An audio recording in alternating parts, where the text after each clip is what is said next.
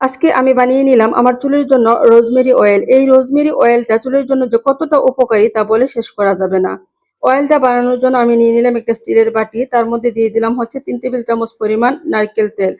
তারপর দিয়ে দিব হচ্ছে 2 টেবিল চামচ পরিমাণ রোজমেরি। আপনারা যে নারকেল তেলটাই ব্যবহার করেন সেটাই কিন্তু এখানে ব্যবহার করতে পারবেন। আজকের এই তেলটা আমি বানাবো হচ্ছে ডাবল বয়েল প্রসেসিং এর মাধ্যমে। তার জন্য চুলায় একটা প্যান বসিয়ে তার মধ্যে দিয়ে দিলাম পরিমাণ মতো পানি, তার উপর বসিয়ে দিলাম তেলের বাটিটা।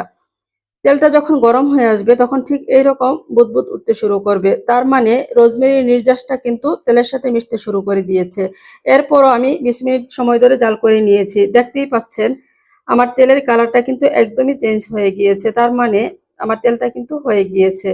এখন আমি তেলটাকে উঠিয়ে ঠান্ডা করতে দিব। যখন কুসুম গরম থাকবে ঠিক ওই অবস্থায় আমি তেলটাকে ছেঁকে নেব।